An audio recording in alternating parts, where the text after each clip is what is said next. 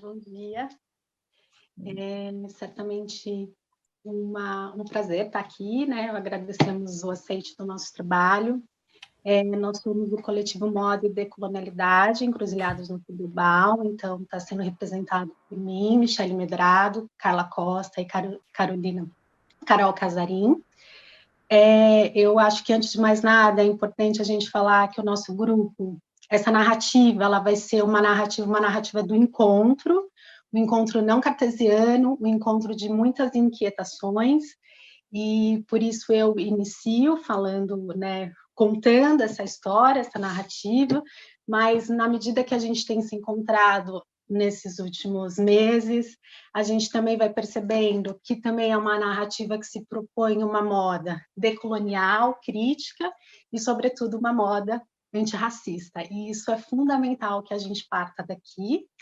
E é muito interessante ter ouvido a apresentação dos colegas Lino e da Renata, porque ela dizia que abria caminho, a gente chega para encruzilhar, e ela dizia sobre provocação e a gente chega para propor. Então, me parece que é um caminho importante que a gente se constrói nesse momento. Então, por favor, o segundo slide. Como vocês podem ver aqui, nós somos pesquisadores interdisciplinares em instituições no Brasil e nos Estados Unidos. E nós temos como proposta elaborar análise por meio de leituras de autores pós-coloniais e decoloniais, contemplando muito dessa apresentação que a professora Renata trouxe. A nossa chave é tratar de maneira crítica e analítica os modos que a moda tem sido teoricamente abordada no Brasil.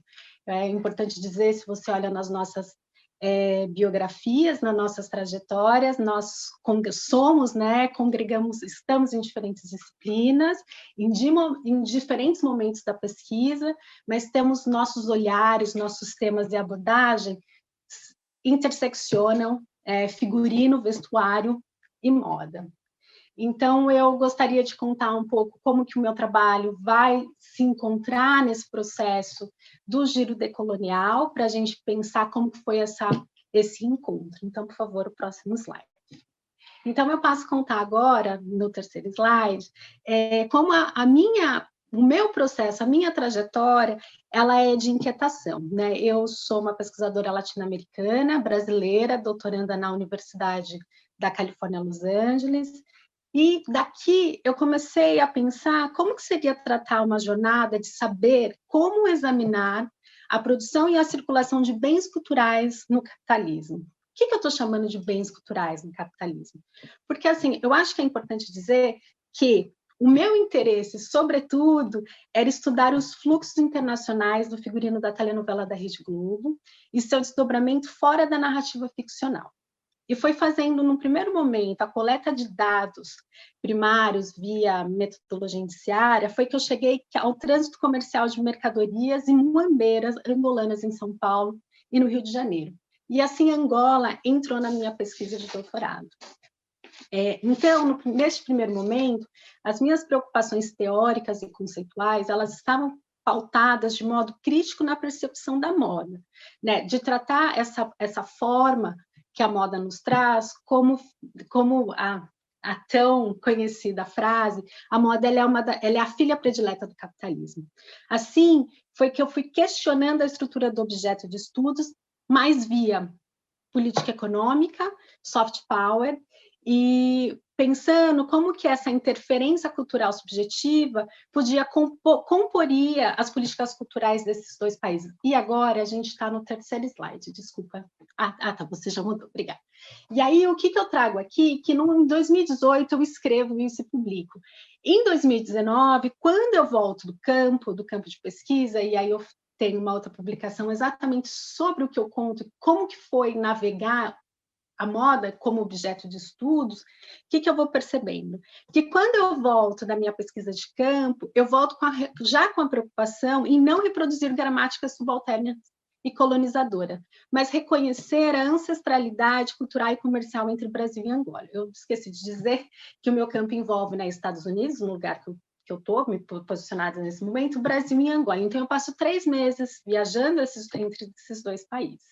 E o que eu percebo? O que eu percebo? No meu retorno, as minhas perguntas de partida são reformuladas, as minhas hipóteses são felizmente refutadas e precisam ser reelaboradas. Porque o que eu noto? Eu noto a urgência de se mobilizar se pensar e mobilizar epistemologicamente produções analíticas via eixo decolonial. Pois se foi mediante ao deslocamento geográfico e participativo que eu senti que o objeto ele navegava comigo a reprodução de subalternidades, é assim que eu preciso também interpretar a pesquisa, né? Seguir com ela. E o próprio Boaventura, o professor Boaventura Souza Santos, fala: se o objeto de pesquisa é a continuação do sujeito por meio dos outros, eu preciso me colocar. Esse também é um exercício, né? A pesquisadora, ela se move com o objeto de pesquisa e não completamente separado. Eu acho que esse debate, inclusive, da questão da neutralidade científica, é algo que entra e é fundamental para tratar aqui. E foi assim, considerando que só era possível investigar a moda se a problematizarmos por sua interseccionalidade, porque ainda faltam, na história da moda brasileira e lusófona, né? E aqui eu também trago um novo processo para a gente pensar, ainda faltam relatos de estudos sobre a moda negra e suas trocas. E aí foi quando eu cheguei muito inquieta, e inquietação é uma palavra que nos envolve muito e é muito repetida nas reuniões do coletivo. Eu coloquei, por favor, o próximo slide, eu vou no Google e eu escrevo moda e decolonialidade no Brasil. E eis que eu encontro o artigo da pesquisadora Heloísa Helena dos Santos Oliveira, que é esse artigo que está aqui, uma análise teórica política decolonial sobre o conceito da moda, de moda e seus usos. E lê-lo naquele momento, e eu acho que isso faz muito parte do nosso processo de pesquisa, foi um bálsamo para as minhas inquietações. E, nesse sentido, eu recomendo todos lerem, porque eu acho que é exatamente isso que a gente está aqui propondo, né? Fazer e pensar a partir do nosso marco de produção, né? Da marco de produção da moda brasileira. E ali, a Heloísa, ela traz esse lugar para o debate do campo da moda brasileira e a necessidade de aproximá-la com teorias pós-coloniais e decoloniais. E o que isso quer dizer para nós, né? E aí foi a partir desse... Eu mandei um e-mail para a Elo, agradecendo por nos trazer, né, a coragem de colocar um texto para circular e solidarizando com a escrita dos seus anseios, porque ele também fazia parte dos meus. E aí foi com isso que, entre e-mails, conversas, a gente construiu com outras pessoas o grupo de estudos. E aí, por favor, eu peço, por favor, para colocar o próximo slide. E o que consiste esse giro decolonial? Eu não vou me repetir, exatamente porque a gente teve uma apresentação muito completa na fala do Lino e da Renata, mas eu acho que, para nós, o que é super importante ressaltar aqui é que o giro decolonial ele parte, para nós, de dois eixos aqui. De uma ideia, de uma gramática, né? Na ideia de que a gente, por exemplo, não chame culturas de subculturas, de que a gente não hierarquize sociedades, que a gente reformule essa linguagem. Não existe essa ideia geográfica de nós, os outros, o Ocidente e o Oriente, a gente precisa repensar esses lugares, ao passo que também, para nós, existe uma preocupação com o feminismo negro. E aqui, um feminismo negro é decolonial, que não vai o quê? Que não vai repetir, que vai produzir os seus próprios processos históricos e administrativos, e produzir também os seus próprios pensamentos, né? A sua própria produção. E nesse sentido, o que o grupo se propõe hoje? Por favor, o próximo slide. A ideia, então, é se tornar robusta a construção do pensamento para além da epistemologia colonial, afastando desse processo universalista, trazendo e promovendo dimensões críticas para refutar abordagens centradas norte, né, eixo norte, e impostas como universais, para pensar o figurino, o vestuário e moda Modas Brasileiras. Assim, quinzenalmente, realizamos leituras dirigidas que problematizam questões teóricas e práticas sobre a relação entre moda, etnicidade e raça nos países do Eixo Sul. A nossa ideia é construir ferramentas para um novo olhar, né? Um olhar decolonial. O nosso exercício é pensar as relações locais a partir da nossa episteme, conceitos, questões práticas e experiências. Porque, afinal, até quando ofereceremos um currículo alicerçado em saberes de outras academias? Academias que nos subalternizam, sugerindo como devemos ver, ler e ser visto. Parece que os nossos currículos precisam dialogar com a experiência social histórica, cultural e contemporânea de nossos alunos e da nossa realidade. E por isso agora eu passo a palavra para Carla, que vai falar um pouco mais sobre ensino e aprendizagem. Obrigada. Olá, gente, boa tarde. Bom, eu comecei a ficar um pouco nervosa porque na hora que nosso coletivo começou a falar, o vizinho resolveu ligar a furadeira, e sempre acontece isso, é impressionante. Mas, por fim, agora está silêncio, espero que continue. Eu chego no coletivo, no nosso grupo de estudo, e me questiono, né, de que forma eu posso, dentro da minha área de atuação, contribuir com o desenvolvimento de pesquisas, né, e um pensamento decolonial. Digo isso porque eu sou formada na área de moda, vestuário, mas atualmente eu estou professora de um curso de figurino, e a minha área de atuação é dentro do teatro, né? Mas aí eu estou pensando uma prática de ensino dentro da escola de teatro. Eu dou aula na Unirio, estou professora também na Angel Viana, que é uma instituição uma faculdade de dança, e no Instituto Federal de Goiás, que é um outro perfil de aluno. Aí eu chego no nosso coletivo e me questiono de que forma eu posso contribuir e de que forma também as nossas leituras, os nossos encontros vão reverberar dentro da prática de ensino na sala de aula, que isso é o que mais me preocupa, né? A gente tem ali os nossos suleadores, os nossos autores que vão contribuir, né, com um novo jeito, uma nova forma de pensar, mas quando eu estou pensando na sala de aula mesmo, no dia a dia ali com o aluno, de que forma esses autores vão contribuir para um aluno que está pensando o figurino do personagem negro, porque é por aí que passa a minha pesquisa. Em 2017,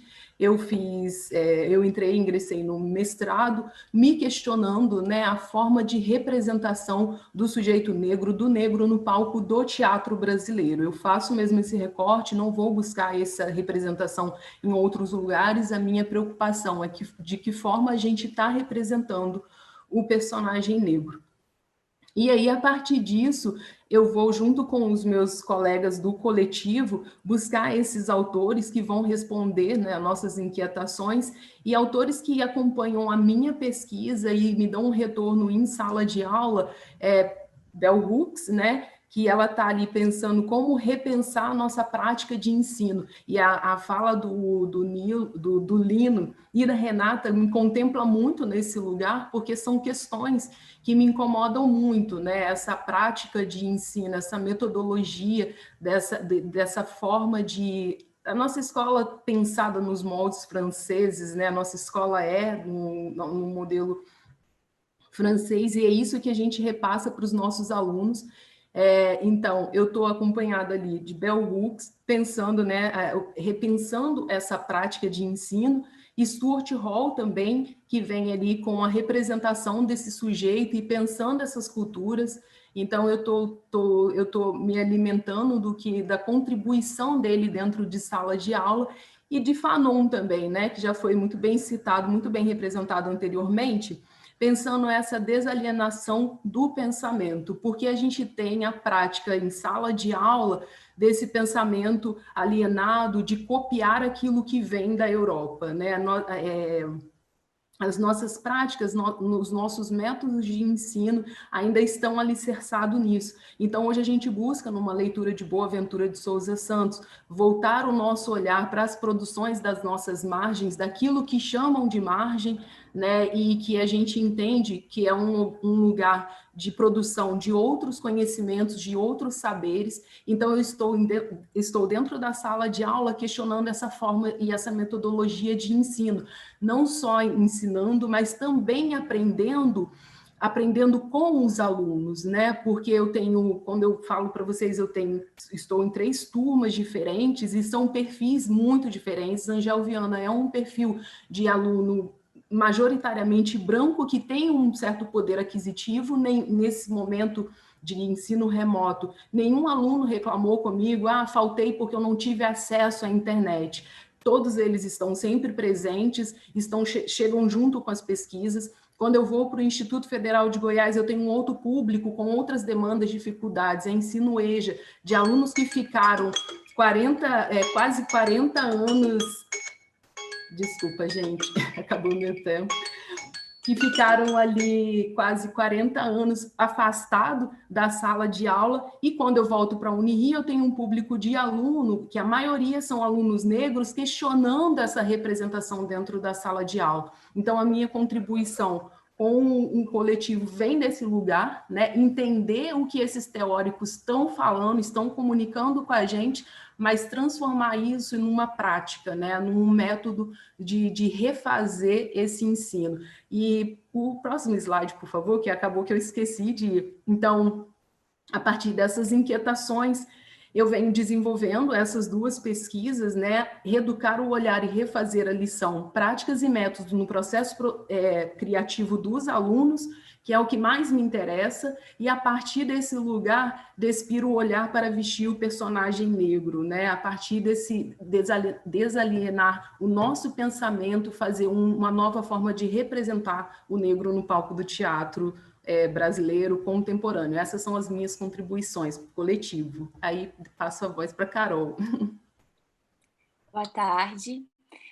Bom, então, meu nome é Carolina Casarim e a mim coube fechar essa apresentação, e como para nós é muito importante criar espaços de discussão, a gente gostaria de deixar algumas perguntas para reflexão, né?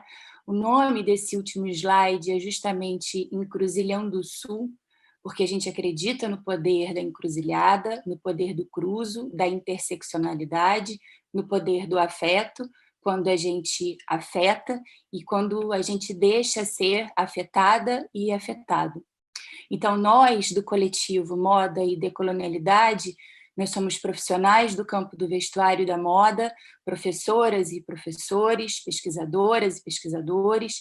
A gente atua de maneira geral nesse campo do conhecimento e a gente acredita que é fundamental a questão da formação de um público. É fundamental chamar a atenção para o quanto o nosso pensamento e a própria construção do conhecimento é colonizada. Eu trago rapidamente a minha própria pesquisa como exemplo. Eu acabei de defender uma tese de doutorado em que eu procuro tratar da aparência e da moda modernista no Brasil, em que está em pauta o tempo inteiro a questão da identidade nacional. E aí eu me pergunto, nós nos perguntamos, né, até que ponto a própria ideia de identidade nacional e de nação não é em si uma forma de pensar colonial. O desafio é grande, e porque, como afirma Carla Acotirene, né, o problema não está nas respostas identitárias dadas à matriz colonial, mas quais metodologias usamos para formular tais respostas, que não raro enveredam para uma dependência epistemológica da Europa Ocidental e Estados Unidos. Então, eu finalizo, portanto, com algumas das questões que nos inquietam e nos movem no sentido de se engajar num pensamento, numa episteme, numa prática decolonial. Como produzir e aplicar, aplicar e circular conceitos de moda a partir e dentro do território brasileiro e latino-americano. O que se transforma ao aplicar esses conceitos?